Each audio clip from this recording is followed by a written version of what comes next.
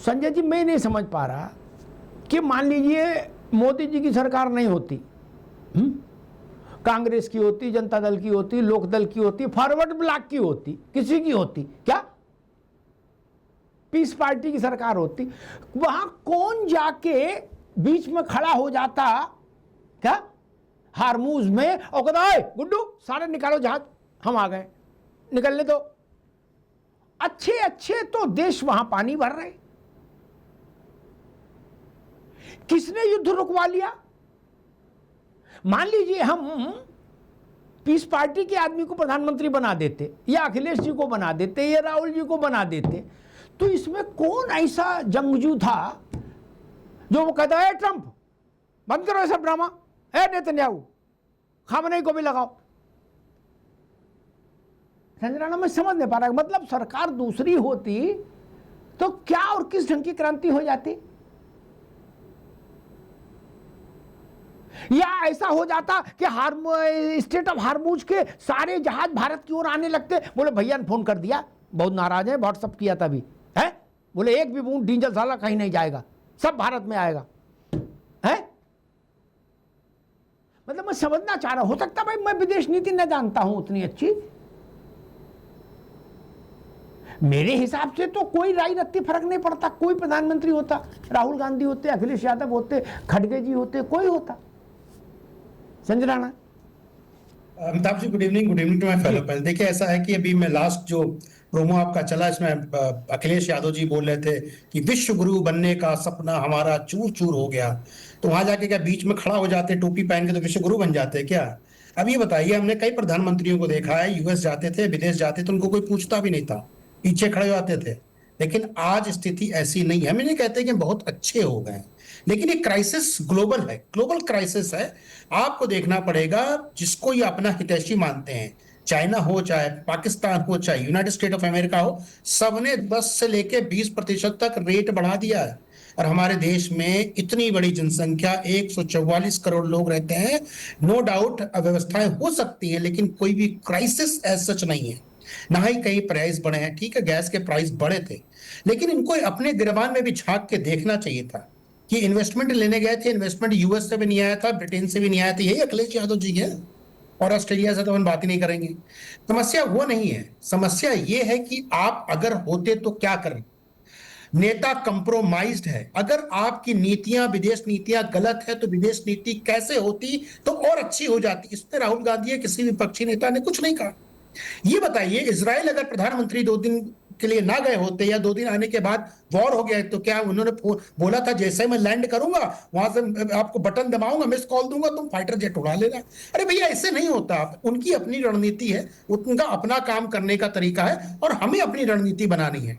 No doubt अभी crisis नहीं है, कोई समस्या नहीं, लेकिन जिस तरह से चाइना का हो, चाहे भारत का हो, चाहे ईरान के मित्र देश जो भी है, चाहे इजराइल के मित्र देश जो भी है, उनको उतनी समस्या नहीं आ रही है।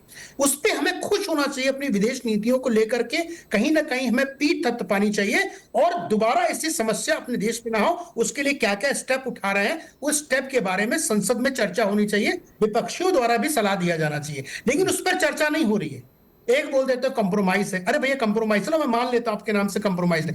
भैया, कैसे कंप्रोमाइज है?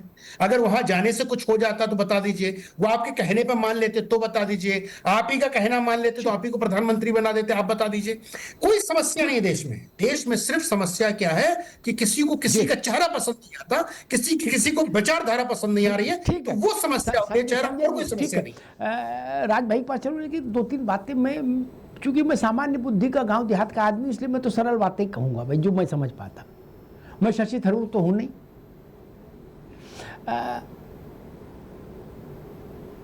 60 के दशक में भी विश्व में एक समस्या आई थी। उस वक्त भारत में बड़े कद के प्रधानमंत्री थे, तब उनने क्या कर लिया था? उनने किसके कंटाप मार दिया था, मुझे बताओ? इराक ईरान में धैतेरे की हुई, महीनों तेल के भंडार जले, पूरे विश्व में ईंधन संकट हुआ। उस समय भारत में कोई सरकार नहीं थी क्या? ये थी। जो थे वो मुंह ऐंठते हुए क्यों नहीं चले गए इराक? बोले कौन है रे, इधर निकल गया सामने। क्या बवाल है? कोई नहीं बोला। उसकी तपिश हमने भी झेली, नहीं झेली? राज शर्मा साहब, मेरा प्रश्न यही है, वैश्विक संकटों के समय ऐसा तो रहा नहीं कि भारत में कभी कोई प्रधानमंत्री की कुर्सी खाली रही, जवाहरलाल जी रहे हो चाहे इंदिरा जी रही हो, कोई तो रहा पुराने समय में भी। वैश्विक संकटों में उन लोगों ने क्या किया, मतलब आप जैसे हम समझना चाह रहे हैं, जो ये नहीं कर पा रहे हैं नरेंद्र मोदी। मतलब ऐसा हुआ होता कि भाई जाके इंदिरा जी ने अमेरिकी राष्ट्रपति को उल्टा टांग दिया होता, या स्केल मारे होते नेहरू जी ने उनके हाथ में बच्चों की तरह, बोले इस इधर लाओ, ऐसे बदतमीजी करोगे मेरे रहते? जिसको जहां युद्ध करना था हुआ। जापान में अमेरिका ने बम गिराए थे ना भैया? उस समय भारत खाली था क्या? कोई व्यवस्था नहीं दिया? तुरंत क्यों नहीं कहा गुड्डू मेरा टेलीफोन लाओ, ओए कौन गिराया बम? ख्याल नहीं हम बैठे हुए हैं अभी धरती पर, ऐसा कोई बोला था? या ये मान ले हम लोग सलीके से कि वैश्विक घटनाएं घटती हैं तो घटती हैं, आप अपने देश में उनका ताप कैसे कम कर सकते हैं, सिर्फ इतने पर चर्चा कर सकते हैं। ये रंगबाजी का कोई स्कोप नहीं, क्योंकि ये मोहल्ले में दो लड़कों की लड़ाई नहीं है। राज भाई, आप इस बात से सहमत है कि नहीं? मैंने इतने उदाहरण दे दिए। मैं तो दादा सबसे बड़ी विडंबना और मुझे दुख है इस बात का कि आज भी लोग नेहरू जी की बात कर रहे हैं, सन 60 की कर रहे हैं। मुझे लग रहा है आप 60 में पैदा हो गए, मैं तो नहीं हुआ हूं। नहीं सन 60 की कर रहे हैं, पैदा होने की जरूरत नहीं। 1857 में कोई पैदा नहीं हुआ था। आज जितने लोग हैं, तो हम नहीं जानते 1857 में क्या हुआ था यार। जब बात करते हो जो देखी हुई का ज्यादा विश्वास किया जाता है, इतिहास हमने भी पढ़ा है, मगर जब बात कर रहे हो पैदा नहीं हुए चलेगा ये। तो राहुल गांधी को तो कुछ पर नहीं बोलना चाहिए, वो कहां पैदा हुए की बात, इसमें दमखम कहीं नहीं है। इतिहास पढ़ा जाता है वो एक अलग चीज है, जिसको आंखों से देखा जाता है। आप ही कहते हो ना, आपने भी जमाना देखा है, आपने भी नरसिम्हा राव को देखा है, अटल बिहारी वाजपेयी जी को देखा है, उसका वजन अलग पड़ता है। आप कहोगे जवाहरलाल नेहरू ने ऐसा किया था, उसका वजन हल्का पड़ता है। और हम लोग भी पढ़े लिखे हैं। मैं सिर्फ इतनी बात कहना चाहता हूं, कौन होता क्या करता बात ये नहीं है, बात मोदी जी है, मोदी जी की बात होगी, इन्होंने क्या करा। मैं आपको कहता हूं, अभी राणा जी तो कुछ भी कहते, आज मैं अपने मूड में नहीं हूं क्योंकि 9 दुर्गे के व्रत चल रहे। और मैं राणा जी से एक निवेदन करता हूं कि मेरे जानने वाले 28 लोग इस आपके टीवी को फॉरेन में देख रहे हैं। आप देश की पुराने पूर्व के प्रधानमंत्रियों की बेइज्जती मत करना, मुझे बाद में कहीं फोन करके गाली दे देना। आज मैं नहीं चाहता, आज 9 दुर्गों का दिन है, जय माता दी कहना चाहता हूं। बस मैं इतना जानना चाहता हूं, मोदी जी की जो फॉरेन पॉलिसी, ज्यादा नहीं हूं मैं भी शशि थरूर साहब नहीं हूं, मैं आप नहीं हूं, ना मैं यादव जी हूं, ना मैं देशमुख साहब हूं, ना राणा जी हूं, मैं तो साधारण सा आदमी, क्या जानूं। मैं सिर्फ इतना जानता हूं कि मोदी जी की जो एक पॉलिसी सबसे खराब है, वो सबके होना चाहते हैं। और हिंदुस्तान में यहां से लेकर लखनऊ तक कायम बनता है, कहावत है, जो सबका है वो किसी का होता ही नहीं। ये छवि गलत चली गई। बस ये उन देशों से भी मिलते हैं जिनका अस्तित्व वो खुद समझ रहे हैं यार इसमें निपटने वाला है मामला, हमारी कमजोरियां हैं नहीं, ये उनके संग भी मिलते हैं। तो सबके संग मिलके एक और मेरी बात सुन लीजिए ना, जो लड़का क्रिकेट, फुटबॉल, खो खो, कबड्डी सब खेलता है, जीवन में कभी बेस्ट प्लेयर नहीं बन पाता, वही मोदी। मैं नहीं, आज मैं मोदी जी को क्रिटिसाइज नहीं करना चाहता हूं क्योंकि 9 दुर्गे हैं, भगवान दे। लेकिन क्या मैं एक साथ आप ही का कहना चाहता हूं कि आप, मैं बार बार कहता हूं नहीं कहना चाहिए, आप देश के माने जाने हो, बहुत पॉजिटिव एटीट्यूड के आप पत्रकार हैं, अच्छा लगता है, आपकी बात जमीनी रहती है। लेकिन बस इतना तो बता दूंगा, आप मुझे बता दीजिए, आज आपको भी कसम है, आज आपको आगे बीजेपी सरकार की कमी बतानी है। छोड़ दीजिए, हमारी कमी तो थी, तभी तो ये आ गए, अरे तभी तो ये आए ना। आप इनकी कमी जरूर बताना दादा, आपसे सुनकर कहीं और बोल दिया जाएगा। बिल्कुल, मगर आज कहना जरूर। और मैं एक बात कहना चाहता हूं, अब अवसर दो तो बताऊं, अवसर दो तो बताऊं, है? आपको बतानी इनकी कमजोरियां कहां हैं। इन्होंने गलत काम 14 साल में कहां करे। अरे राज भाई, आप 1 मिनट और बात सुन लो, कोई माइका लाल यहाँ कहता हो भाई, आपकी बात सिर माथे है धुरंधर, मगर असली धुरंधर दादा आप हो। अब रुक जाओ, अब रुक जाओ, अब सुनो तो। मैं ऐसे किसी हिपोक्रेसी टाइप के पॉलिटिकल नैरेटिव के साथ नहीं खड़ा हो सकता, कोई नाराज हो कोई खुश हो। जिसमें कोई जिसको देखो वो ज्ञान दे रहा है वैश्विक स्थितियों पर। आप मुझे राज भाई ने कहा कि नेहरू के समय में आप हुए थे, नहीं। लोग तो राम की भी कथा सुनाते, राम के समय में हुए थे, नहीं ना, ये कोई तर्क नहीं हुआ। विश्व में जब भी जो घटना घटनी थी वो घटी। जवाहरलाल नेहरू के समय में भी घटी, इंदिरा गांधी के समय में भी घटी, नरसिंह राव के समय में भी घटी, मनमोहन सिंह के समय में भी घटी, और मोदी के समय में भी घटेगी। कौन रोक लेगा? बड़े बड़े खलीफा भी देखे ना हमने, वो क्या कर लिए? और आलोचना से परे तो कोई नहीं हो सकता। अब आपने राज भाई ने कहा कि इनकी कमी बताओ।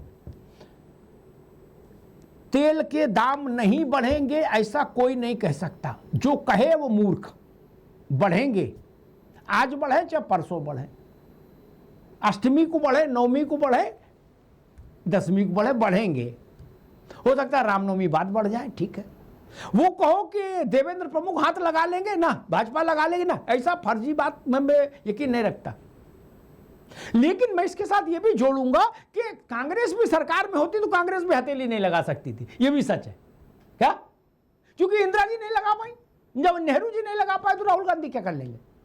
एक दूसरी बात, मैं भाजपा सरकार को कटघरे में खड़ा करूंगा। राज भाई सुन लीजिए गौर से, पूरी शिद्दत के साथ कटघरे पर खड़ा करूंगा कि अगर आपके पास 100 सिलेंडर हैं गैस के और जरूरत 500 की है मान लीजिए, तो मैं भाजपा सरकार को कसौटी पर कसूंगा कि वो 100 सिलेंडर ईमानदारी से बिना जमाखोरी के जरूरत के आधार पर लोगों तक पहुंच रहे हैं कि नहीं। मैं ये नहीं कहूंगा कि 500 क्यों नहीं लाए, कोई सरकार हो। और छोड़िए नेहरू और इंदिरा, कोविड के समय में भी हमने ये देखा ना, संकट के समय अंत्येष्टि स्थल तक पर हमने प्रतीक्षा की कि भाई हमारा नंबर आएगा तो संस्कार होगा।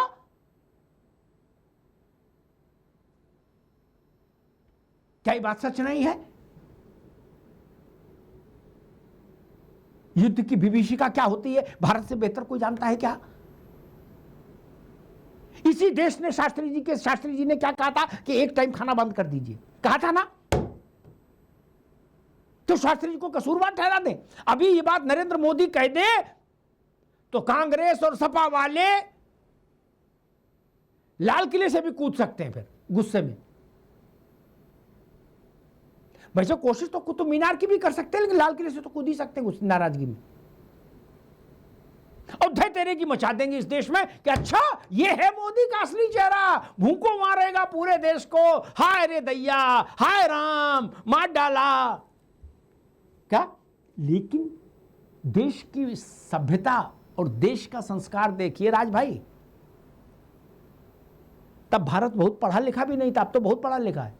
उस अशिक्षित भारत ने, उस गरीब भारत ने शास्त्री जी के कंठ पर भरोसा किया। आज आप ऐसा करने दोगे? नहीं करने दोगे। आप तो माचिस लेकर घूमोगे गली गली कि कहीं मिले भूस, अब उसमें दे दो है, अब फिर को ले रहे मोदी के देखो फेल हो गया। कई अवसर ऐसे होते हैं जब आप प्रधानमंत्री को फेल नहीं कर रहे होते हैं, आप देश को शर्मसार कर रहे होते हैं। मैंने शास्त्री जी का उदाहरण दिया। उस समय मेरे ख्याल से अगर विरोधी पार्टियां शास्त्री जी पर आक्षेप लगाती कि ए शास्त्री तुम प्रधानमंत्री होने लायक नहीं हो, देश को कह रहे हो एक टाइम खाना खाओ। अशोक जी, आज की सपा, बसपा, कांग्रेस, जनता दल, लोक दल, तृणमूल, आरजेडी, इनकी कल्पना करिए आज के नेताओं की। सबकी बातें आप सुनते ही हो पार्लियामेंट रोज, क्या कैसे कैसे कलप लगा के कपड़ों में बोल रहे हैं।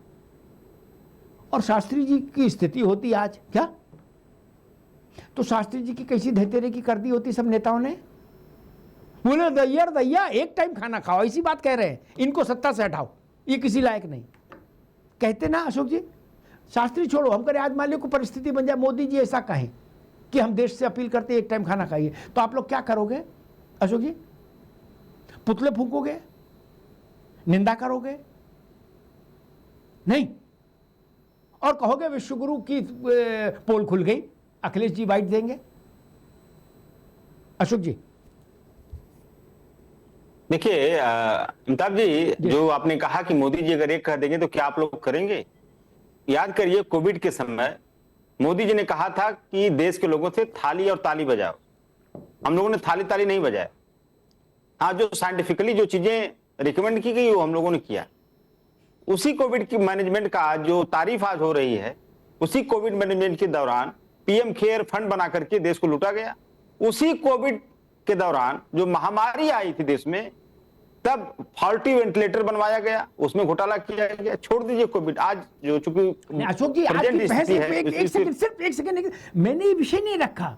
मैंने क्या कहा, आज अगर देश वैश्विक परिस्थितियों के कारण नरेंद्र मोदी ये कहें कि मैं देश से अपील करता हूं एक समय भोजन करिए, आपकी प्रतिक्रिया क्या होगी? धैर्य की करोगे एटा से लेके इटावा तक या नहीं, हमें बता दो। अब मोदी हाय हाय करोगे कि नहीं? उस वक्त नहीं किया देश ने शास्त्री जी पर भरोसा रखा, कहा हमारा देश का नेता है, कह रहा है, देश इसके पीछे खड़ा होगा। ये मैं तुलना कर रहा हूं अशोक जी। नहीं, बिल्कुल आपने सही कहा। शास्त्री जी ने जो बातें की अनाज बचाने का, लेकिन आज अगर देश के प्रधानमंत्री कहेंगे थाली बजाओ तो नहीं बजाएंगे। मैंने थाली ताली की नहीं, मैंने कहा प्रधानमंत्री, आज वो भी प्रधानमंत्री थे शास्त्री जी, ये भी प्रधानमंत्री, आज अगर ये ऐसा कह दे तो सपा की प्रतिक्रिया क्या होगी, ये मैं जानना चाह रहा हूं।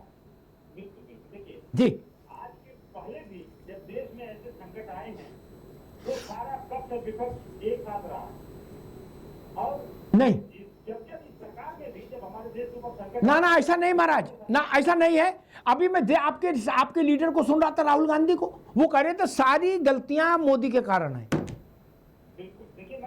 आप समझ रहे ना? आप ऐसा ये ना प्रचार करो कि हम देश विश्व में संकट है तो हम सरकार के साथ, ना आप तो सरकार की धोती खोलने के राष्ट्रीय अभियान में पूरी क्षमता के साथ ही लगे हैं। ये एक गलत परसेप्शन क्रिएट किया जा रहा है विपक्ष के लिए। विपक्ष डे वन से हमने राहुल गांधी को अभी सुना, परसेप्शन नहीं, हमने तो राहुल जी को सुना और आपको भी सुनवाया। उनसे बड़ा नेता तो कोई नहीं विपक्ष में। देखिए जी सरकार क्या करती है कि डायलॉग एंड डिप्लोमेसी, ये जो बात करती है कि डायलॉग और डिप्लोमेसी, लेकिन सरकार से जब विपक्ष मांग करता है लेकिन संसद में डायलॉग रखा जाए, डायलॉग मतलब दो तरफा संवाद, हम बोले आप सुने, आप बोले हम सुने, डायलॉग रखा जाए, इस आपदा से कैसे निपटा जाए। हमारे विपक्षी नेताओं ने मांग किया सरकार से, लेकिन सरकार ने डायलॉग का समय नहीं दिया। सरकार या मोदी जी मोनोलॉग में विश्वास करते, मोनोलॉग मतलब एक तरफा संवाद, मन की बात, जो हमें आएगा हम बोलेंगे, आप सुनो, हम आपकी सलाह नहीं मानेंगे। तो विपक्ष अगर अपनी सलाह को संसद में नहीं रख पाएगा तो मीडिया के सामने बोलेगा कि नहीं बोलेगा, बताइए आप। और डिप्लोमेसी, डायलॉग और डिप्लोमेसी, डायलॉग आप संसद में नहीं करोगे, सड़क पर विपक्ष को कुछ बोलना पड़ेगा ना, सरकार को सलाह देना पड़ेगा, सरकार की कर्मियों को बताना पड़ेगा कि आप हमारी जो अब तक की विदेश नीति है नॉन अलाइनमेंट की रही है, वो डिफेंस की रही है, लेकिन ये सरकार ट्रम्प अलाइनमेंट की विदेश नीति पे चल रही है।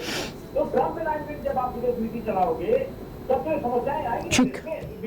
एक यादव जी, एक मिनट।